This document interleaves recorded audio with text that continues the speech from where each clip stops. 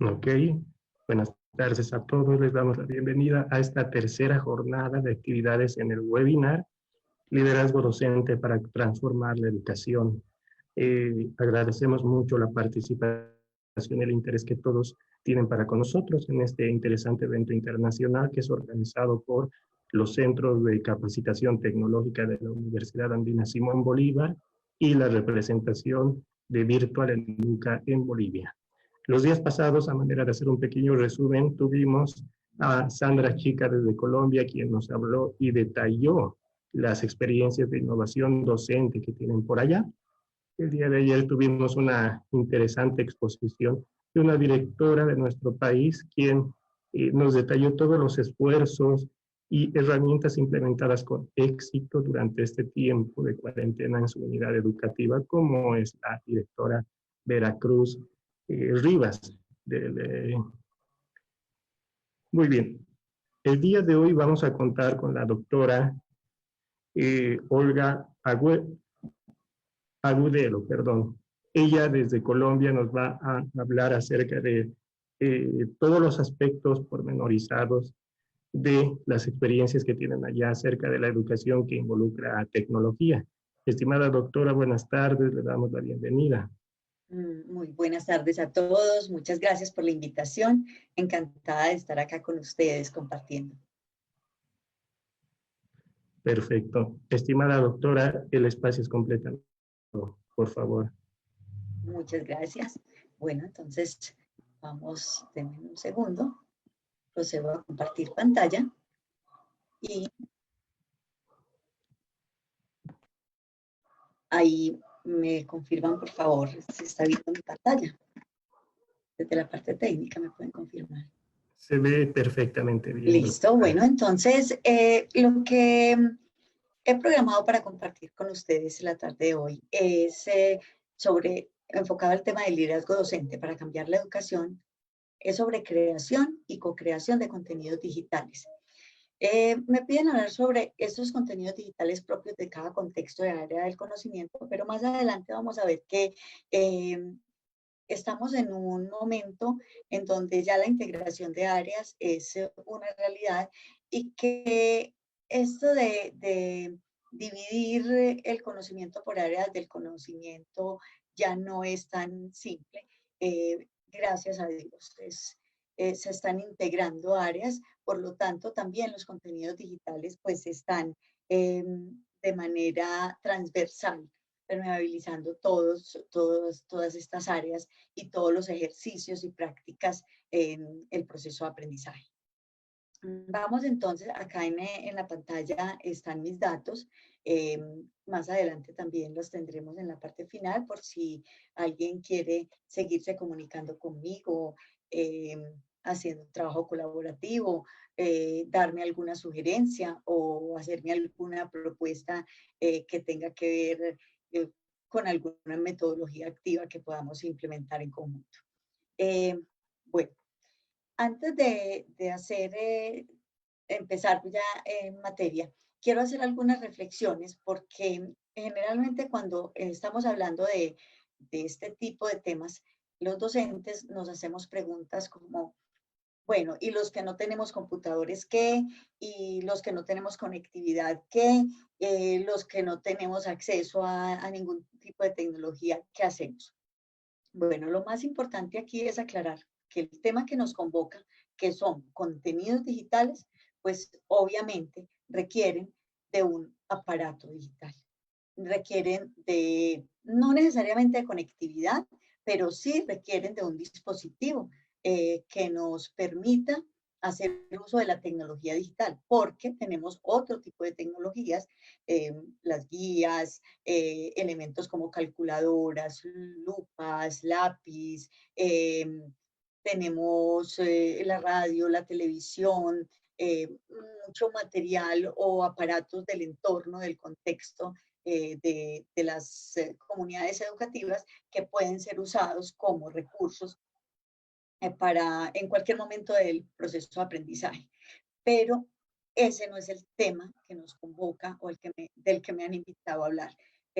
Para hablar de contenidos digitales, entonces, indudablemente, debemos hablar de esa tecnología digital. Vamos a hablar de aparatos, dispositivos electrónicos, de conectividad, de otro tipo de herramientas que se pueden utilizar sin conectividad. Pero lo más importante es que para hablar de contenidos digitales debemos hablar de pedagogía y de tecnología. Frecuentemente solemos inclinarnos los maestros hacia uno de los dos lados. Entonces estamos los docentes que somos muy tecnológicos, que llevamos la tecnología a nuestra aula de clase en diversos momentos del proceso y que no concebimos ningún tipo de proceso sin, sin la tecnología. Y está en el otro extremo, los docentes, donde prima, obviamente, la pedagogía, pero que son antitecnología y que no quisieran tener nada que ver con la tecnología, tienen sus razones, alguna de ellas, por ejemplo, que todo lo que tenemos, todas las tareas que hacen los chicos, las copian de internet, las bajan tal cual y las entregan sin leerlas. Lo cual puede ser una realidad, pero que también es un reto que debemos enfrentar y que si sabemos cómo hacerlo, vamos a sacar muy buen partido de ello. Ahora, entre esos dos extremos, afortunadamente, hay una grandísima cantidad de opciones en donde, así utilicemos mucha tecnología, debe primar siempre la pedagogía. Entonces, vamos a hablar un poco de ello. Cuando empezamos este proceso de confinamiento, nos atropellaron. Nos atropellaron con cantidad de herramientas, con cantidad de plataformas, con muchas formaciones. Y de un momento a otro creímos que teníamos que convertirnos de ya para allá en docentes digitales 100%, y en utilizar todas esas herramientas, todas esas plataformas, todos esos recursos que nos estaban brindando, muchísimos de ellos de forma gratuita, y que teníamos que incluirlos en nuestras aulas de clase en ese proceso que estaba empezando a raíz de la pandemia, ese proceso que estaba empezando desde casa, entonces que todo eso lo teníamos que incluir allí. Pues no, no es así. Menos es más. Es preferible que retomemos 2, 3 herramientas, que las exploremos muy bien, que las involucremos en el proceso de aprendizaje con sentido, que las involucremos no por hacer uso de una herramienta tecnológica, sino porque está apoyando el proceso de aprendizaje de una manera efectiva, que nos está llevando a integrar áreas del conocimiento y además nos está permitiendo incursionar en ese mundo de las metodologías activas. 2 o 3 bien utilizadas, no tenemos que utilizarlas todas al mismo tiempo. En ese mismo proceso que les comentaba de toda esa cantidad de recursos y herramientas que nos brindaron, también se cometió un error inicial de llamarnos a todos a la educación virtual. Y no porque estemos trabajando desde casa, no porque estemos liderando los procesos educativos en la casa, nosotros somos docentes virtuales. Para una educación virtual se requieren plataformas diseñadas para ello, se requiere currículo diseñado para ello, formación del docente que va a trabajar en esos espacios, y nosotros no tenemos, la gran mayoría no tenemos ese tipo de formación. Entonces no somos docentes virtuales porque la pandemia nos tiene un aislamiento preventivo, o porque nos tienen una fase de confinamiento, o porque nos tienen una fase de alternancia. No, no por eso somos docentes virtuales. Estamos tratando de sacar adelante el proceso educativo con los recursos que tenemos, apoyándonos mucho en la tecnología, pero eso no es una educación virtual. Ahora, en ese mismo orden de ideas, entonces debemos mirar esta gráfica. Esta gráfica fue construida por un equipo de docentes de la institución en la cual trabajo, en la cual prima el proceso pedagógico sobre el proceso tecnológico que está en el exterior de la gráfica.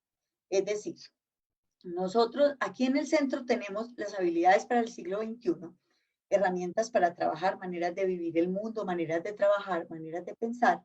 Luego vamos a encontrar competencias, en este caso son relacionadas con tecnología, alfabetización informacional, pensamiento computacional, creatividad, alfabetización digital, ciudadanía digital. Son competencias que bien podría ser análisis de problemas, manejo de la geometría, operaciones básicas, si estamos hablando de matemáticas. Luego vamos a encontrar otra capa donde están las estrategias pedagógicas que me van a ayudar a desarrollar esa competencia que yo seleccione. Entonces, supongamos, yo voy a trabajar la alfabetización informacional como una competencia del área de tecnología. Para ello, voy a elegir 3 estrategias: las guías didácticas, los pictogramas y el portafolio.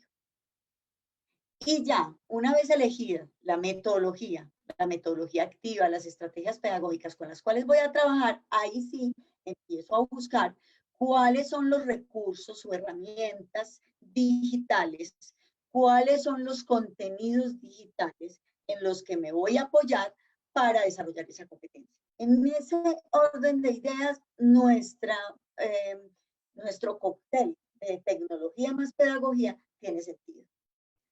Porque en muchos casos nos forman para utilizar una herramienta, por ejemplo, para utilizar Scratch, y los docentes llegamos a nuestro puesto de trabajo, que ahora en muchos de nuestros países es en casa, y vamos a buscar qué hago yo con Scratch. O sea, ¿en dónde lo meto? En el proceso educativo que debo liderar, ¿en dónde lo acomodo? Y terminamos poniendo todo el currículo escolar al servicio de la tecnología.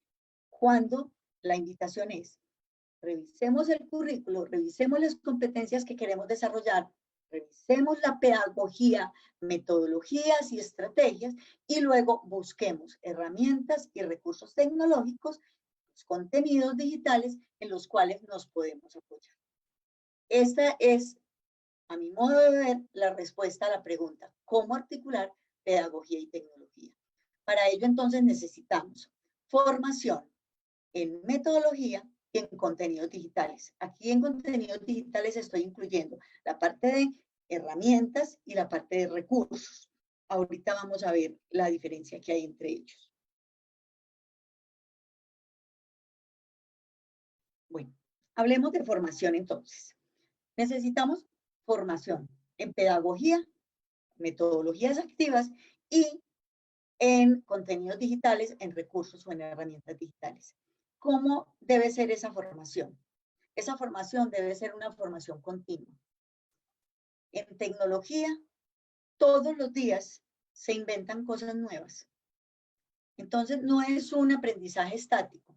Si yo aprendí a manejar herramientas de ofimática hace 10 años, si en este momento me siento frente a un computador y en estos 10 años no he tocado un computador, me siento frente a él, el Office me va a comer viva, porque está completamente diferente. De hecho, cuando cambia de una versión a la otra, uno tarda un poquito en acomodarse porque ya no encuentro dónde era que estaba recortar la imagen, ya no encuentro dónde era que se podían combinar celdas. O sea, hay cosas que cambian en su estructura. Entonces, si aprendimos a manejar algo hace mucho tiempo, ya en este momento estamos desactualizados. En tecnología, todo el tiempo tenemos que estar actualizándonos. Es una formación continua y los docentes de tecnología solemos ser un poquito egocéntricos en este sentido y creemos que no necesitamos más formación. Pues mientras dormíamos, inventaron otra cantidad de aplicaciones que no las sabemos manejar. La invitación es formación permanente. En escenarios contextualizados, ¿qué quiere decir eso? Que yo debo buscar, si tengo una versión instalada en mi institución educativa, una versión de una aplicación, debo buscar el video tutorial o debo buscar quien me enseñe a manejar esa versión. Si yo tengo en mi institución educativa 5 computadores sin conectividad, yo debo buscar herramientas tecnológicas que trabajen sin conectividad. Porque si me preparo para unos escenarios descontextualizados de los que yo tengo en mi institución, va a ser muy frustrante capacitarme y no poder hacer uso de esas herramientas en las cuales me formé porque en mi institución no lo puedo hacer. Entonces es muy triste. Bueno, procesos completos. ¿A qué nos referimos con procesos completos? Que yo debo conocer la herramienta, pero debo mirar cómo la puedo aplicar y si la formación que me ofrecen además me da asesoría, me acompaña a que yo haga uso de esa aplicación o de esa metodología activa en mi aula de clase, me acompaña y me ayuda a sistematizar la experiencia y me lleva hasta esa fase donde yo puedo evaluar. Eso es un proceso completo. Desafortunadamente tenemos muchas formaciones en las cuales nos forman durante un periodo de tiempo, 20 horas, durante, digamos, 3 días, 5 días, 2 semanas, me entregan el certificado y colorín colorado, este cuento se acaba. Pues no, resulta que esto es como los cuentos de hadas, ahí no termina el cuento. Es realmente cuando a mí me entregan ese certificado y yo me voy a mi aula de clase y yo me voy a mi contexto escolar a preparar las clases con mis estudiantes cuando empieza el cuento. Entonces miren que en los cuentos de hadas, cuando se encuentran la princesa y el príncipe, se besan y ahí se acabó el cuento. No, el cuento empieza ahí. Aquí no hay niños escuchando, entonces lo podemos decir. El cuento empieza ahí, el cuento empieza cuando se encontraron esa princesa y ese príncipe y lo que va a pasar de ahí en adelante. Bueno, lo mismo es en estos procesos de formación. Necesitamos, y ojalá me estén escuchando muchas personas de universidades, de organizaciones que ofrezcan procesos de formación, porque no nos pueden dejar solos a los maestros después de que nos forman para utilizar una aplicación o para utilizar una metodología activa. Nos tienen que acompañar en ese proceso cuando empieza el cuento, cuando nos enfrentamos a nuestros estudiantes, porque ahí es cuando morimos de miedo de que eso no nos funcione. Ahí es cuando los necesitamos. Procesos completos, con asesoría incluida, con sistematización del proceso, que me acompañen hasta evaluar toda la experiencia. Las dos que siguen, están muy de moda en este momento. Autoformación y formación en línea. Buscar tutoriales, buscar cursos gratuitos, buscar todo lo que sea formación en línea, en estos momentos que estamos en casa y que no podemos desplazarnos a nuestras instituciones, de pronto ese tiempo del desplazamiento lo podemos usar en aprender una herramienta nueva. Y estas dos que hay al lado izquierdo son las que me parecen más interesantes, porque acá es donde se da un proceso de formación muy interesante entre pares y entre estudiantes. Porque esa aplicación que acaba de salir, que tú no la sabes manejar, muy seguramente un compañero docente o un estudiante la sabe manejar y te puede enseñar. Y no pasa nada. Si yo le digo a un estudiante que no sé manejar esa aplicación en la cual me hizo ese trabajo y que me parece muy chévere, muy buena, que si nos enseña a todo el grupo y a mí a manejarla, no pasa nada. No perdemos autoridad, pero podemos ganar un conocimiento que nos va a servir para muchas otras aulas. Bueno, teniendo ya la formación, entonces, volvemos a retomar lo que es la metodología y la pedagogía. Vamos a revisar el diseño curricular, vamos a explorar, a seleccionar no solo el currículo, sino que vamos además a seleccionar la metodología que vamos a emplear. ¿Por qué estoy hablando de metodologías activas? Porque cuando hablamos de nuevas tecnologías, las metodologías activas casan perfectamente. Las metodologías activas son aquellas donde el estudiante está en el centro del proceso, son aquellas que son flexibles, son las que ofrecen autonomía al estudiante, son las que se relacionan con el contexto. Entonces, las metodologías activas encajan muy bien, primero, con las nuevas tecnologías de la información y la comunicación, y segundo, con las necesidades de nuestros estudiantes. ¿Cuáles son las necesidades de nuestros estudiantes? Estar interconectados, la rapidez, conocer su contexto, trabajar en grupos, trabajar colaborativamente, solucionar problemas, aprendizaje significativo, o sea, algo que ellos sientan que vale la pena, que es interesante de aprender. Y cuando ya tenemos seleccionado no solamente las competencias, esa parte del currículo que quiero trabajar con mis estudiantes, sino también la metodología activa que quiero trabajar, la estrategia a través de la cual lo quiero llevar a cabo, ahí sí empezamos a involucrar en los puntos 3, 4, 5 y 6 la tecnología. Porque si yo, por ejemplo, elegí la gamificación como una metodología activa, el primer paso va a ser, por ejemplo, establecer un reto. Entonces yo debo elegir cuál es el reto que les voy a proponer y cómo se los voy a presentar. Pero si yo lo que quiero es, por ejemplo, que ellos solucionen un problema, aprendizaje basado en problemas, entonces yo el primer paso que debo darles a conocer es problematizar cuál es el problema, cómo lo vamos a elegir, cómo vamos a colaborar todos para reconocer ese problema. Entonces, ¿qué herramientas necesito para problematizar y para dar a conocer el problema o para trabajar colaborativamente en torno a un problema? Y así en las siguientes fases. La siguiente fase sería consultar, conceptualizar, buscar, definir o interactuar. La siguiente fase sería producir, investigar, resolver, actuar, proponer o resolver retos, dependiendo de la metodología que elija.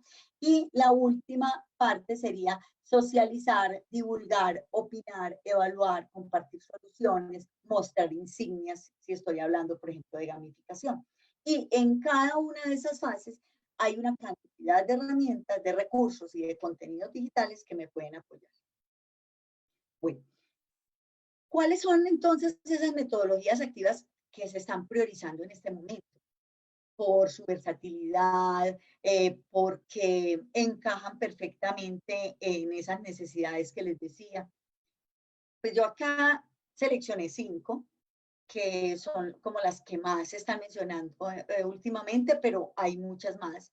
Estamos con la clase invertida, metodología STEM o STEM, dependiendo si tiene artes o no, los proyectos colaborativos, el aprendizaje basado en problemas o el aprendizaje basado en proyectos y la gamificación. También tenemos los estudios de casos, también tenemos la parte de el aprendizaje basado en retos que lo están diferenciando de la gamificación. Entonces, hay otras posibilidades que de pronto en este momento no están siendo tan bien. Para cada una de esas metodologías activas, entonces tenemos una cantidad de contenidos digitales. En este momento vamos a hablar de recursos. ¿Cuáles son los recursos? Los recursos son esos contenidos que ya están elaborados por algún otro docente. Entonces tenemos páginas, portales, tenemos organizaciones que se han dedicado a hacer repositorios de recursos.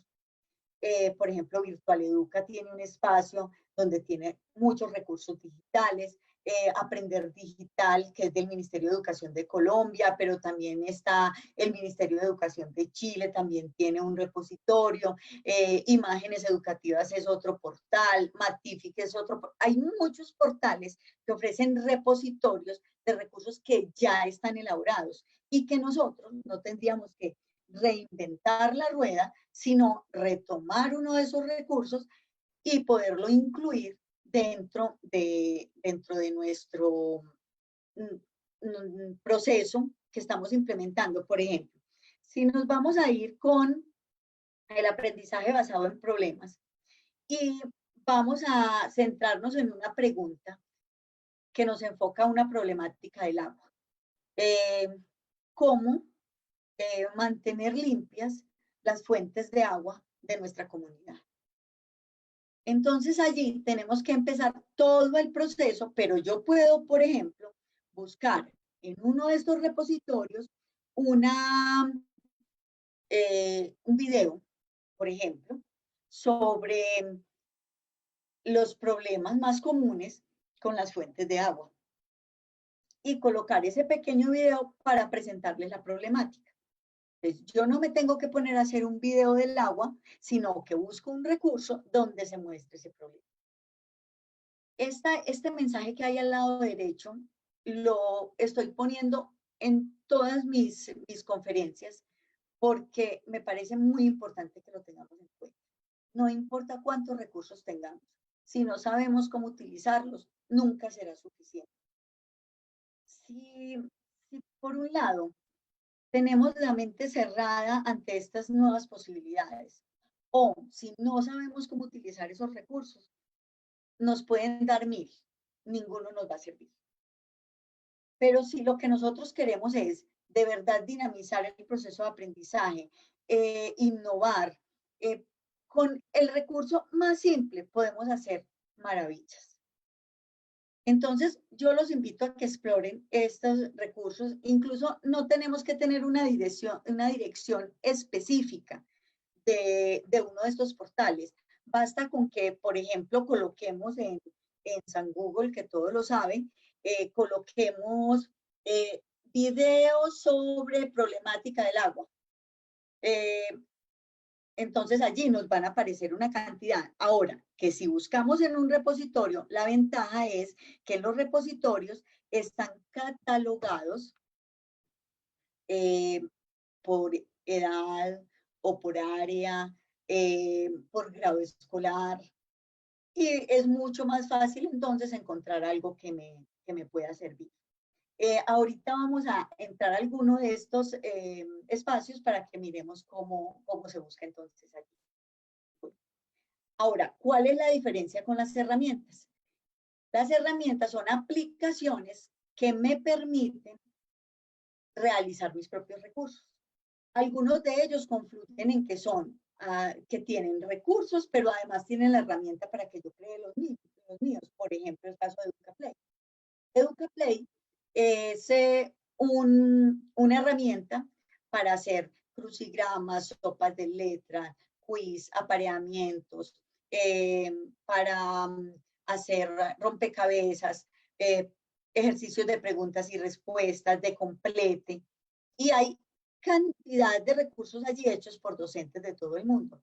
Pero yo puedo elaborar el mío y también compartirlo con todo el mundo para que otro docente lo use. Así, de esta misma forma hay una cantidad. Tenemos, por ejemplo, Genially, también es una herramienta que nos permite hacer infográficos, diagramas de flujo, videos, presentaciones. Tenemos, por ejemplo, Google Maps, que nos permite hacer otra cantidad de recursos o de contenidos digitales, tanto como en un mapa ubicar ciertas cosas, como en un mapa subir recursos, videos, presentaciones referentes a un punto específico. Y el muro colaborativo Padlet. Estos son algunos de los más sencillos de utilizar, pero que brindan muchísimas posibilidades. Bueno, ahora hablemos un poco de habilidades del siglo XXI. Porque más que hablar de las áreas del conocimiento, nosotros podemos abordar los contenidos de las áreas del conocimiento desde las habilidades del siglo XXI. Y es que nuestros estudiantes se están preparando con docentes que no somos de este siglo, por lo menos yo, para enfrentar una cantidad de problemas que todavía no conocemos. No sabemos cuáles son los problemas que realmente ellos van a enfrentar cuando salgan a formar parte del sector productivo o laboral de nuestros países. Entonces, lo que nosotros tenemos es que prepararlos para resolver problemas que no existen todavía. En eso nos ayudan las habilidades del siglo XXI, que son manejar herramientas para trabajar, maneras de trabajar, maneras de pensar y maneras de vivir en el mundo. Entonces me devuelvo a herramientas para trabajar. Nosotros necesitamos que nuestros estudiantes, más bien ellos necesitan manejar herramientas de comunicación, herramientas de organización, de colaboración y de creación. Y en esto no le pongamos límites a nuestros estudiantes, porque si yo, por ejemplo, no sé hacer una línea de tiempo y por eso no llevo a mis estudiantes a hacer una línea de tiempo, estoy cometiendo un grave error. Basta con que les dé la indicación a mis estudiantes de que deben construir una línea de tiempo y que una línea de tiempo nos muestra una secuencialidad en años o en siglos o en procesos y que hay herramientas digitales que nos permiten hacerlo con imágenes, con videos, que son herramientas gratuitas y les damos algunas. Esta, por ejemplo, es una línea de tiempo. Timeline, time.do. Ellos van a encontrar cantidad de posibilidades para hacer líneas de tiempo interactivas, con videos, con animaciones, y van a poder presentar unos trabajos bien interesantes, sin que yo lo sepa manejar. Tenemos acá, por ejemplo, a este otro lado, tenemos un muro colaborativo. Un muro colaborativo es una herramienta de comunicación, pero también es una herramienta de colaboración. Una línea de tiempo es una herramienta de organización y de creación.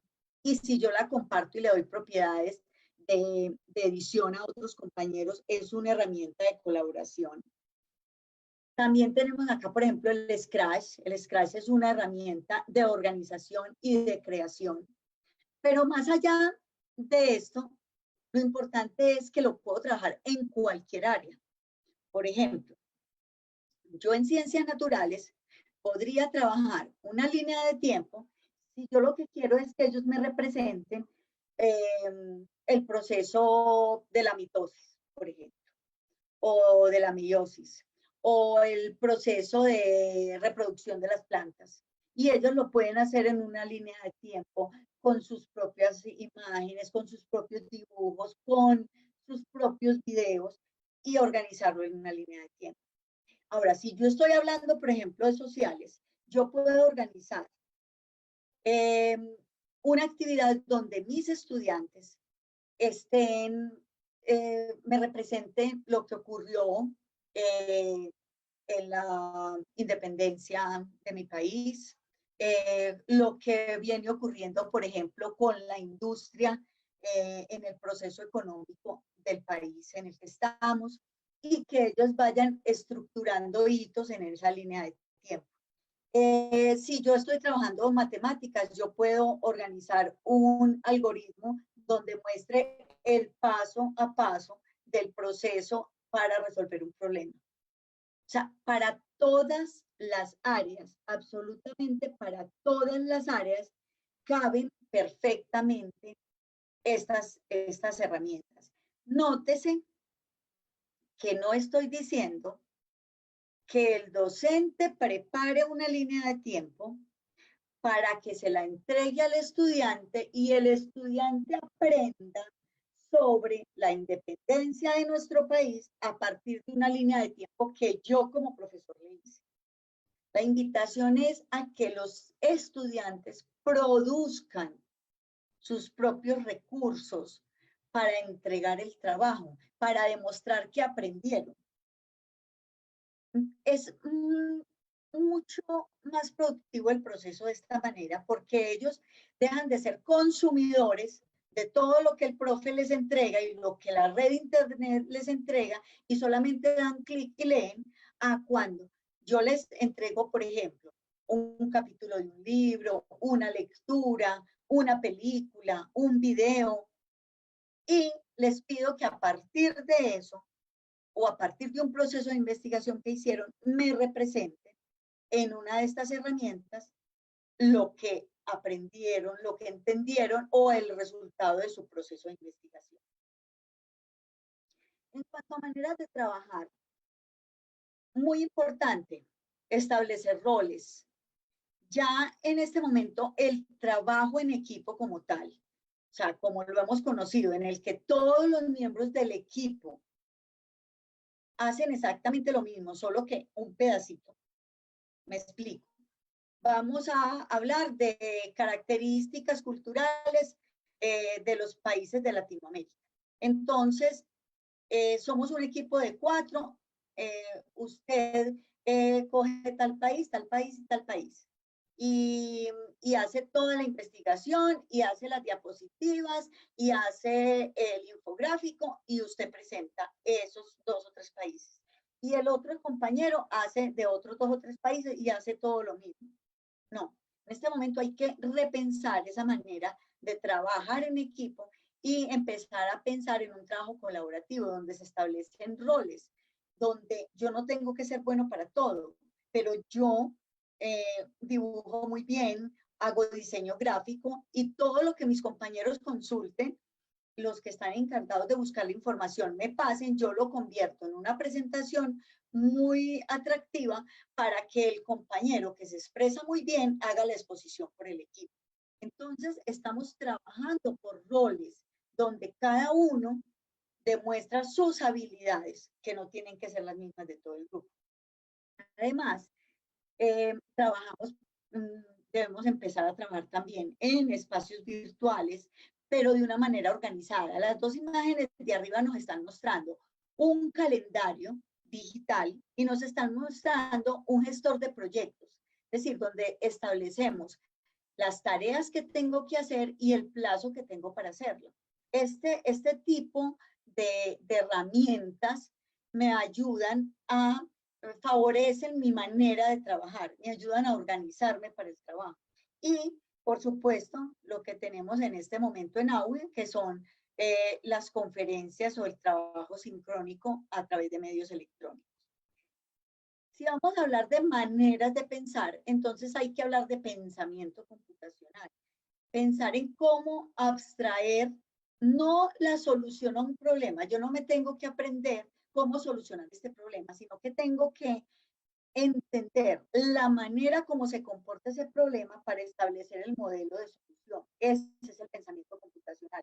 Pensar un poquito como lo hacen los ingenieros para resolver problemas a través de los computadores. Pensar de manera algorítmica para solucionar problemas que todavía no existen. Entonces, debemos llevarlos a que hagan ejercicios de lógica, matemática, verbal, a que entiendan el problema que se les está planteando primero que todo. En una primera instancia, no nos interesaría tanto la solución al problema, que me dé la respuesta al problema, a que me estructure el paso a paso que siguió para resolverlo, o que en un infográfico me muestre cuál es el problema que debe resolver. Me estructure en un mapa conceptual cuáles son las causas y las consecuencias de ese problema que se le está planteando. Con que entiendan el problema, ya tenemos una parte del problema solucionado, porque mire que muchos de los docentes nos quejamos de eso. Es que ellos no pueden resolver los problemas porque ni siquiera entienden qué les estoy preguntando. Y finalmente, como habilidad del siglo XXI, tenemos las maneras de vivir en el mundo, es decir, ciudadanía digital. Prepararlos para el acceso digital, para el comercio digital, para la comunicación digital, la alfabetización, la etiqueta digital, leyes, responsabilidades y derechos digitales, la salud y el bienestar digital, la seguridad digital. Y todo ello lo debemos establecer en reconocer y aplicar aspectos sociales, éticos y legales relacionados con ese ser que es ciudadano digital. Ellos, nuestros estudiantes, me estoy refiriendo a nuestros estudiantes, ellos tienen comunicación digital, Sí, ellos se comunican, en eso son expertos, pero no necesariamente tienen su competencia de ciudadanía digital bien desarrollada y bien estructurada, porque no saben cómo intercambiar información electrónica con seguridad, no saben con quién deben comunicarse y cómo corroborar que la persona con la que me estoy comunicando es una persona verdadera o es un perfil falso que me está sacando información. O sea, no necesariamente nuestros estudiantes tienen el chip activado, y esto ya lo habíamos hablado en una conferencia anterior, precisamente en Bolivia, sobre las competencias digitales de los estudiantes, y es que no tienen el chip instalado como nosotros lo creemos. Ellos no manejan todas las herramientas digitales de la manera que las deberían manejar. Ellos hacen uso de ellas, pero no conocen cómo cuidarse en la red, cómo cuidar su salud, su bienestar, las responsabilidades y los derechos que tienen. Bueno, entonces, llegando a este punto, ¿cuál es el rol del docente entonces en todo este proceso? Docentes, diseñadores de ambientes de aprendizaje, que tengan la capacidad de seleccionar el proceso curricular que quieren liderar y enriquecerlo con contenidos digitales. Y que en ese proceso de diseñar sus ambientes de aprendizaje, de enriquecerlos con herramientas, así ellos no los manejen, pero que puedan invitar a sus estudiantes a que los manejen, se conviertan en investigadores en la escuela, que aprendan haciendo con sus estudiantes, pero que entiendan que ese proceso ya es un resultado de ese proceso de investigación y que nuestra práctica pedagógica está llena de situaciones, de experiencias, de aventuras, de aprendizajes que merecen ser contados, que merecen ser compartidos, porque a eso es a lo que le llamamos la gestión del conocimiento. Que cada cosita que hagamos en el aula podamos sistematizarla, repensarla, evaluarla y contarla para que otros docentes aprendan de ahí. Ahora, después de todo este proceso digamos, de confinamiento, que ha sido un proceso anormal en el proceso educativo, cuando volvamos a la normalidad, esperamos que no volvamos a la misma caja. Utilizar todo lo aprendido cuando volvamos a la normalidad para que esta no sea normal. Y finalmente, les quiero compartir algunas estrategias, algunos recursos digitales hechos en estas herramientas que les compartí. Por ejemplo, miremos un mapa conceptual. Un mapa conceptual que sirve para cualquier área, sociales, español, inglés, ciencias naturales. Entonces, por eso no les quiero hablar de áreas del conocimiento, sino más bien de esos procesos, de esas habilidades que deben desarrollar. Acá, por ejemplo, el estudiante está elaborando un infográfico que hace el análisis de una enfermedad. Esta herramienta, este producto que estamos mostrando acá, la herramienta es CIMAP Cloud. Creo que se las están compartiendo en este momentico a través del chat. CIMAP Cloud nos permite hacer mapas conceptuales. Hay muchas más, pero es una de las que yo recomiendo. Aquí los estudiantes están haciendo un mapa conceptual que representa una enfermedad, y esto hace parte de un proyecto colaborativo. Ese proyecto colaborativo es Sana que Sana, un proyecto que se desarrolla en este momento en Colombia con el apoyo de Aulas Amigas. Precisamente Sandra Chica nos acompañó el día martes con su conferencia, y este proyecto Sana que Sana parte de identificar una enfermedad, sus causas y sus consecuencias, para luego analizar los remedios caseros que han utilizado nuestros abuelos. Aquí están remedios, infusiones de cúrcuma, romero, miel y canela y cola de caballo, semillas de alolpa y lino, y aceites de oliva y ricino. Estos son los remedios caseros que utilizaban los abuelos de este grupo para solucionar problemas relacionados con la artritis. Entonces, aquí, ¿qué están representando ellos? Todo un proceso que inició con identificar una enfermedad, hacer entrevistas, indagar sobre síntomas, causas, consecuencias y buscar los remedios caseros que en sus familias daban para esa enfermedad.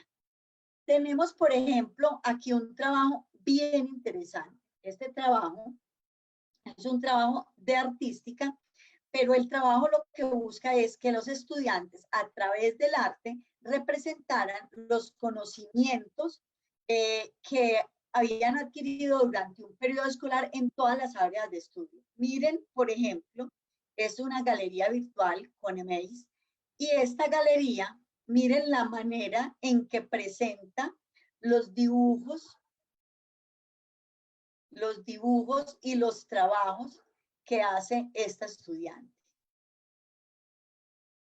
Miren, en todas las áreas de estudio, lo que ella tenía que hacer era una exposición virtual de, por ejemplo, es un trabajo de manipulación genética, de una relación entre tecnología y ciencias naturales, pero lo que quiero mostrar es que en esa galería virtual, la estudiante nos está mostrando sobre su proyecto de vida, que es un trabajo de ética.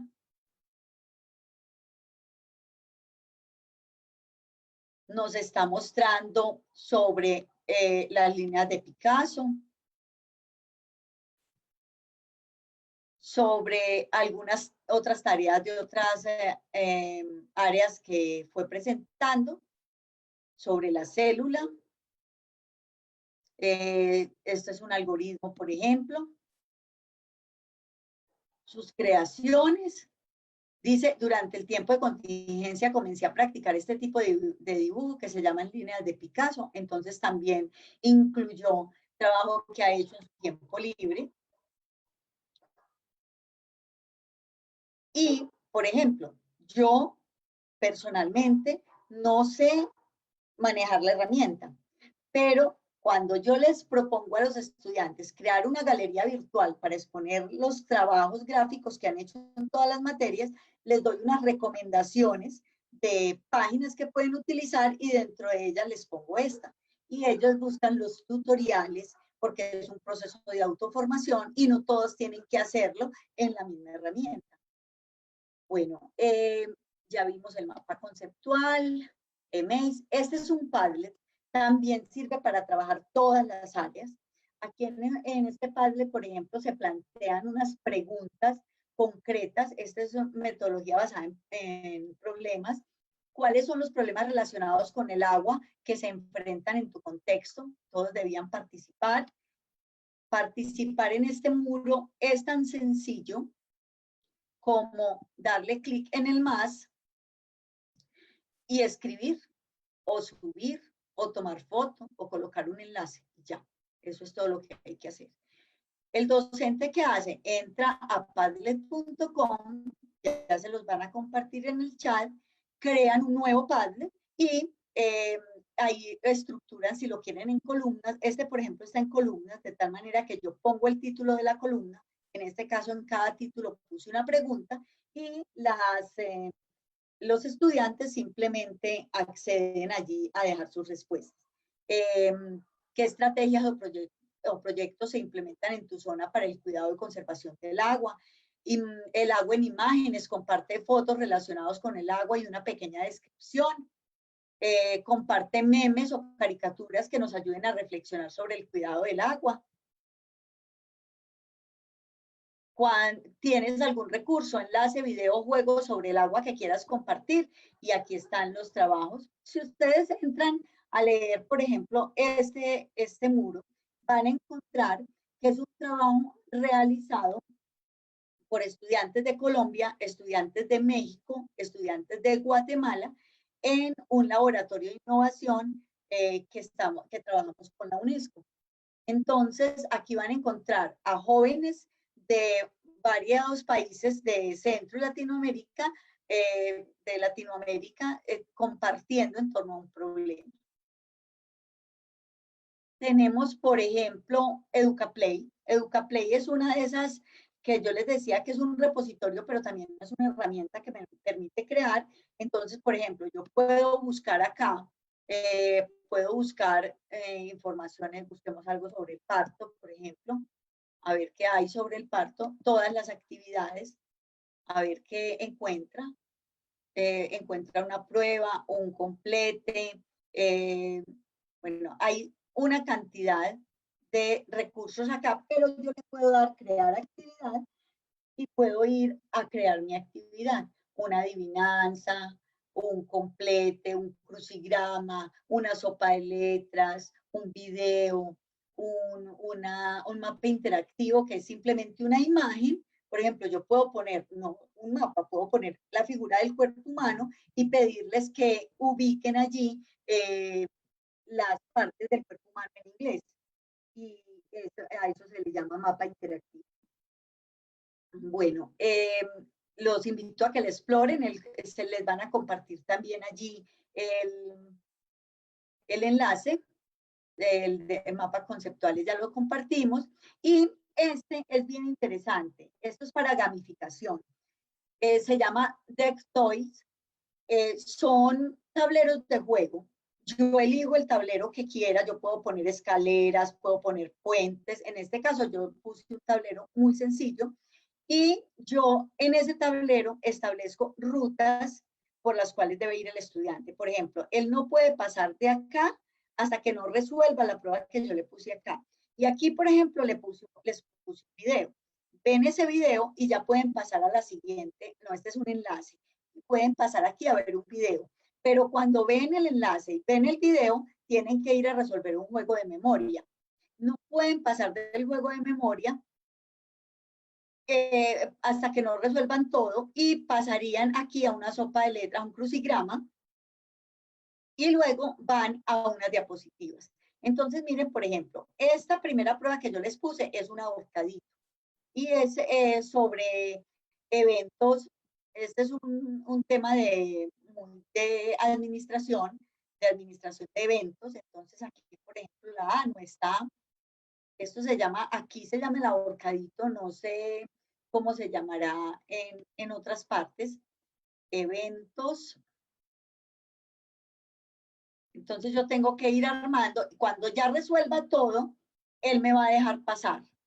Entonces y me va dando premios, me va dando insignias, pero realmente yo soy la que establezco los juegos, digo qué palabras son las que van a estar en el ahorcadito, digo qué palabras van a estar en el crucigrama, pero yo voy incluyendo una serie de elementos teóricos que ellos necesitan para ir pasando cada prueba. Bueno, yo creo que ya me excedí en el tiempo y voy a dejar por acá. Estimada doctora, muy interesante su participación.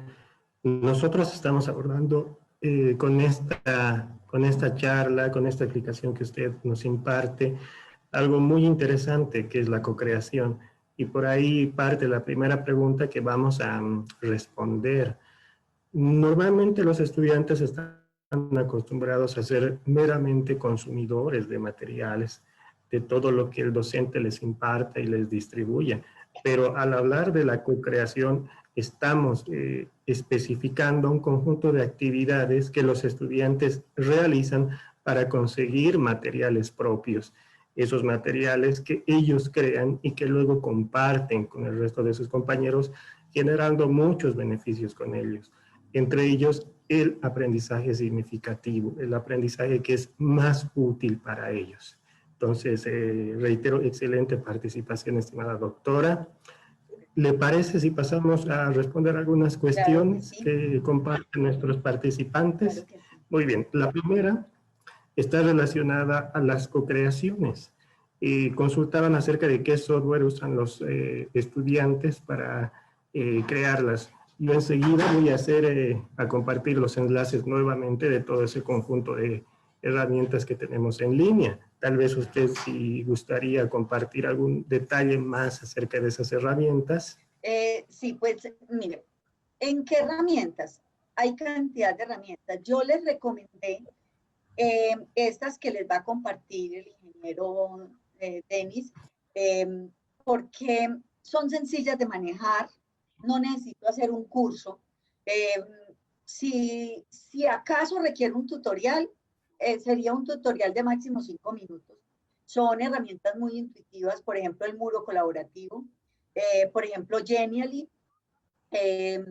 esta de Deck Toys, que es simplemente yo elijo el fondo de la pantalla y voy eligiendo como la ruta que le voy a poner a mis estudiantes. Y cuando yo voy a hacer, por ejemplo, este juego del ahorcadito para que ellos completen la palabra, yo lo único que tengo que decir es qué palabras quiero esconder y la aplicación genera el juego. Yo no tengo que generarla. Entonces, cuando entre los estudiantes se distribuyen, por ejemplo, temas, ellos deben indagar el tema y preparar un tablero de juego. Yo puedo luego rotar esos tableros de juego, es decir, los del equipo 1 se lo entrego al equipo 2, el del equipo 2 se lo entrego al equipo 3, y ahí estamos participando de una manera muy dinámica, pero realmente no es el docente el que está creando estos juegos. Una de las cosas por las cuales muchos docentes no utilizan la tecnología es porque dicen que todas las respuestas están en Internet. Y eso es dependiendo de la pregunta que hagamos, ¿sí?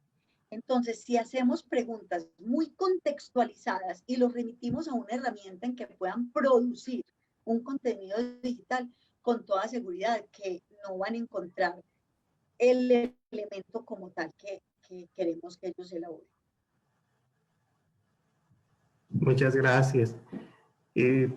Otra pregunta relacionada y muy interesante. ¿Cuál considera usted que son los contenidos digitales más provechosos? ¿Los videos, los textos guías o los materiales multimedia interactivos? Obviamente, los materiales multimedia interactivos. En un video, el estudiante ve y escucha. En una guía, generalmente lo que hace es leer, a no ser que allí se propongan algunas actividades, pero generalmente lo que hacen es ver. Pero en un material multimedia interactivo, él ve, escucha, tiene que comprender, tiene que hacer algo, tiene que construir algo, y mientras más sentidos empleemos en el proceso de aprendizaje, más significativo va a ser. Perfecto, muchas gracias. Usted hablaba acerca de la autoformación que tienen los estudiantes y hay una consulta relacionada a eso. ¿Cree usted que es posible la autoformación de los estudiantes y que el docente solo asuma el papel de guía y evaluador? Sí, completamente. Doy fe. Absolutamente. Trabajo con estudiantes de sexto a 11. En mi país, los estudiantes de sexto tienen 10 años, más o menos, pero también he trabajado en primaria y trabajo mucho con mis compañeros de primaria en ese proceso. Y los estudiantes disfrutan más una herramienta. Yo, por ejemplo, cuando les digo, deben hacer un infográfico, no les digo en qué herramienta la deben hacer. Sugiero herramientas. Les muestro que es un infográfico. Y les sugiero 3 o 4 herramientas.